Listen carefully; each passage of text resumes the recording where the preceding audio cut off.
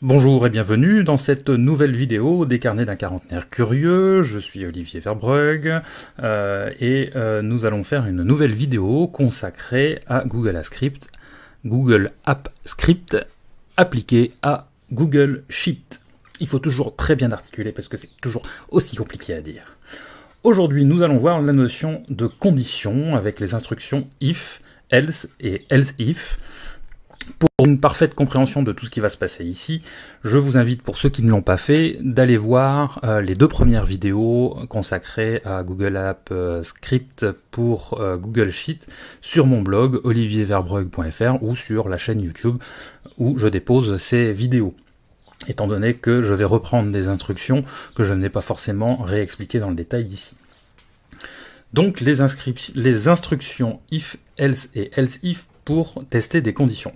L'objectif, en fait, ici, est de tester des valeurs ou de tester des conditions pour que notre script exécute des instructions en fonction de si la condition se vérifie ou pas. On va donc ouvrir une feuille Google Sheet et via le menu Outils, éditeur de script, comme nous l'avons déjà vu, lancer notre éditeur de script.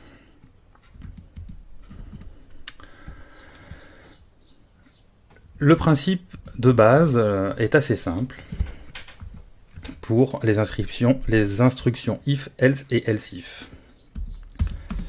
On écrit if et entre parenthèses on indique condition. On demande à notre script de vérifier la condition et si la condition s'avère vraie, de réaliser des instructions pour nous. Donc vous voyez, rien de bien compliqué. If pour si en anglais, la condition se vérifie. Dans ces cas-là, on exécute des instructions. Ça peut être une instruction ou plusieurs, bien sûr. Là, le script est déjà fonctionnel en soi, c'est-à-dire que, en fait, il peut y avoir bien sûr des instructions avant et après, il y en aura forcément, mais quand il rentre dans la condition if, le script va juste vérifier si la condition est vraie et réaliser les instructions qui sont entre accolades, si effectivement la condition est vraie. Si ça n'est pas vrai, enfin si la condition n'est pas vérifiée, dans ces cas-là, il va tout simplement ignorer les instructions et continuer le script avec les instructions qui se trouvent après notre if. Les instructions qui seraient ici et par la suite. On peut bien sûr compléter cette vérification de conditions grâce à un else. Donc en anglais, else peut être traduit par sinon en français.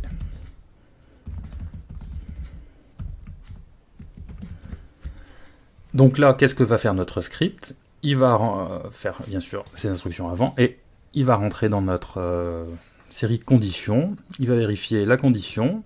Si elle est vraie, il va réaliser les instructions qui sont ici et hop, va passer directement à la suite, c'est-à-dire qu'il va ignorer le else. Par contre, si notre condition n'est pas vérifiée, et bien dans ces cas-là, il va exécuter les instructions 2. Il va ignorer les instructions qui sont ici et va exécuter les instructions 2. Contrairement à tout à l'heure où il basculait à la suite du script sans demander son reste. On peut être un peu plus complet encore et enchaîner les vérifications de conditions. Dans ces cas-là, on utilise l'instruction else if, où on lui demande de vérifier une autre condition.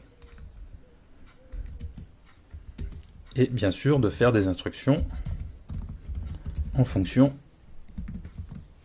de ce qu'il obtient comme résultat pour condition 2. Récapitulons, si la condition ici est vérifiée, dans ces cas-là, il réalise les instructions. Jusque-là, pas de changement. Par contre, si la condition n'est pas vérifiée, il enchaîne avec le else if et vérifie la condition qui est ici. Si celle-ci se vérifie, dans ces cas-là, il exécute les instructions qui sont là, indiquer instruction 3. À chaque fois, bien sûr, si une des conditions se vérifie ici ou ici, à la fin de la réalisation des instructions, il passe à la suite. Et si notre première condition ou notre seconde condition ne se vérifie pas, ne sont pas vraies, dans ces cas-là, il va réaliser les instructions qui sont dans le else. J'espère que j'ai été assez clair, mais pour l'être encore plus, nous allons passer à un exemple. Pour cela, nous allons écrire une série de chiffres ici sur notre feuille. Alors, on y va. On met une série de chiffres et on va tester la valeur de nos cellules que je suis en train de remplir. Voilà. Je ne sais pas si vous connaissez les fonctions qui sont livrées avec Google Sheets. Mais si tel est le cas, vous connaissez peut-être la fonction si. Eh bien, en fait, cette fonction si est ni plus ni moins qu'une représentation de ce que nous allons faire par la suite dans Google Apps Script, donc par notre script. Ici, la fonction de Google Sheet, bah, c'est si. Même chose, on vérifie une donnée. Par exemple, si B2 ici est inférieur à 50, et on voit valeur si vrai, on va lui demander d'écrire vrai, et valeur si fausse, on va lui demander d'écrire faux.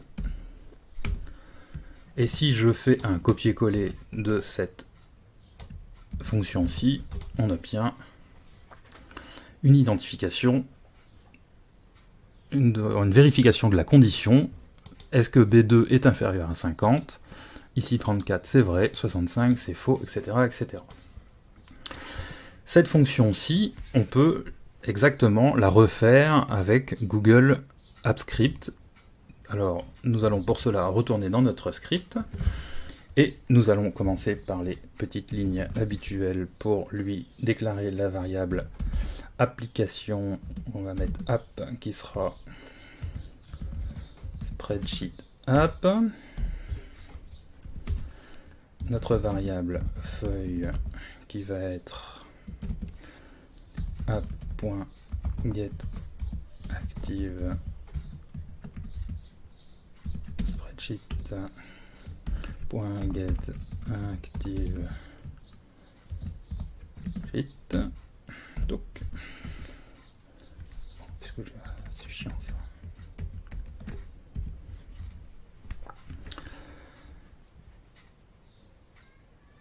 Et nous allons lui demander d'aller vérifier la valeur de notre cellule B2. Donc pour cela, nous allons faire cellule à tester est égal à feuille.getRange avec mon superbe accent. Donc la ligne 2 et la colonne 2 qui correspondent à notre cellule B2 ici.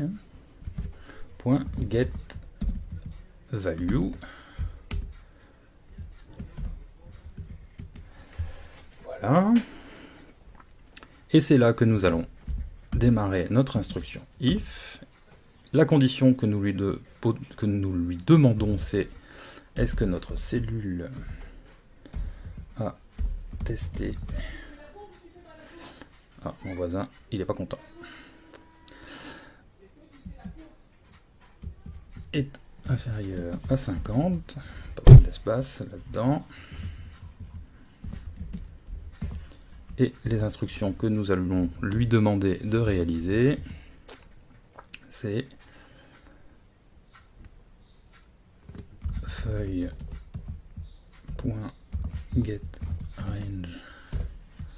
Donc ce coup-là,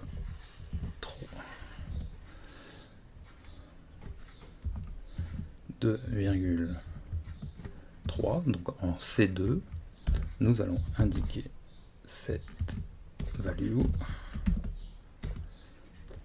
vrai.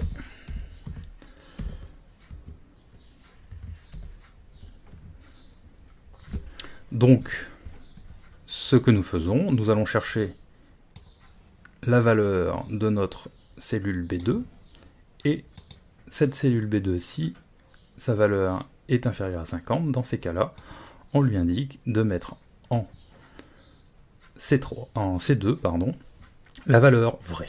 J'enregistre, et quand j'exécute mon code, nous allons voir si ça a marché. Effectivement, en C2, B2 est inférieur à 50, donc c'est vrai. On complète avec ce que l'on a vu tout à l'heure. Si par contre ça n'est pas vrai, en fait on refait exactement la même chose que la fonction si que nous avons vu tout à l'heure. Dans ces cas-là, la valeur de C2 va être faux. Alors bien sûr ici, il ne va pas nous indiquer faux parce que c'est vrai. 34 c'est vraiment inférieur à 50. Donc c'est vrai. Maintenant, nous, notre objectif, ça va être de vérifier toute cette liste, de façon automatique. On ne va pas se repalucher tout ce code cellule par cellule. Pour cela, nous allons utiliser une fonction que nous avons vue, une instruction que nous avons vue dans la vidéo précédente. C'est la boucle for. Si vous voulez plus de précision sur la boucle for, n'hésitez pas à retourner dans la vidéo précédente. Donc nous allons boucler de 2 à 8. Hop. On va fermer les crochets, les accolades ici. Et on va décaler, on va décaler tout ça d'un cran pour bien comprendre que tout ce qui est ici est dans la boucle for. Donc, on va de i égale à 2 jusqu'à i inférieur à 9, donc égal à 8. Donc de 2, ligne 2 à ligne 8, c'est bien ce qu'on veut faire. Et il va aller voir si la valeur de notre cellule, ça, il faut que je l'intègre bien sûr aussi, à l'intérieur. Il va affecter la valeur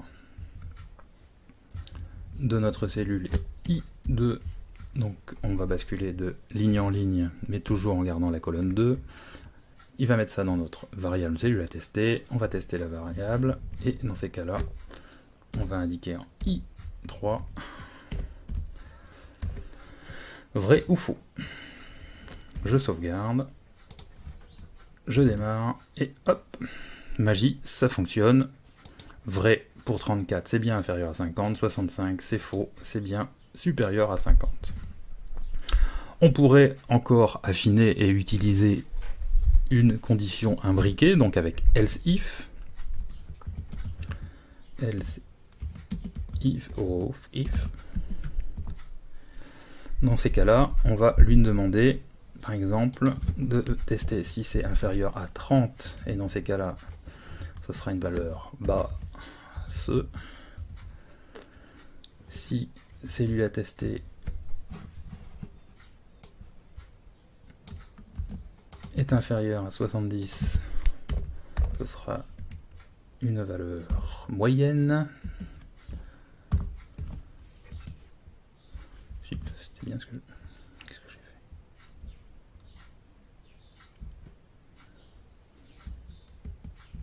fait? Alors, vous y verrez plus clair.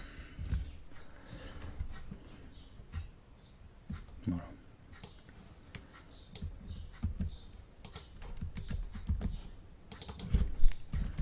Moyenne.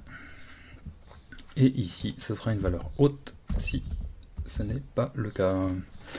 Donc, qu'est-ce qu'on fait ici? On vérifie si c'est inférieur à 30, dans ces cas-là, notre valeur sera dite basse. Si elle est inférieure à 70, donc entre 30 et 70, elle sera moyenne, et sinon, elle sera haute. J'enregistre ça. Donc, on a bien cette imbrication des conditions, hein. Encore une fois, notre script va vérifier est-ce que cette condition-là est vraie. Si c'est vrai, j'exécute cette instruction ici, et hop, je passe à la suite, donc je boucle sur ma boucle for. Si c'est pas vrai, je vérifie avec mon deuxième if, avec else if, et je vérifie que c'est inférieur à 70. Oui, non, Si c'est oui, j'exécute ça. Si c'est non, j'exécute le else qui est à la fin. Et je boucle. On essaye. Et effectivement, ici j'ai deux valeurs moyennes, deux basses, une haute, une basse et une haute. Ça fonctionne, c'est magique. J'aurais pu ici lui dire de vérifier que ma valeur est comprise entre 30 et 70. J'aurais pu indiquer par exemple supérieur à 30 et inférieur à 70. Le et, c'est avec deux umlaut, deux et commerciaux.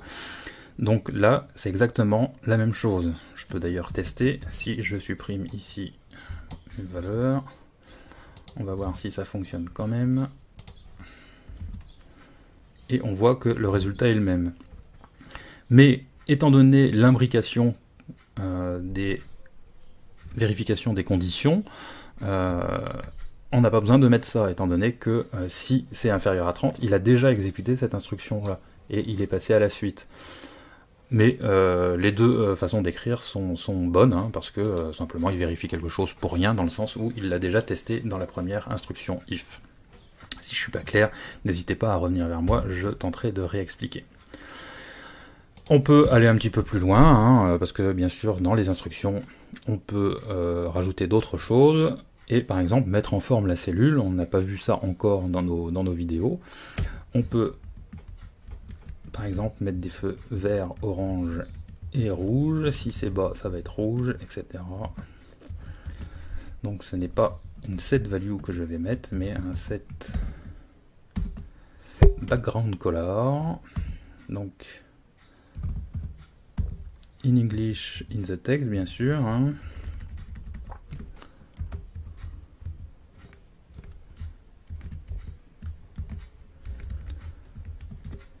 Orange si c'est moyen.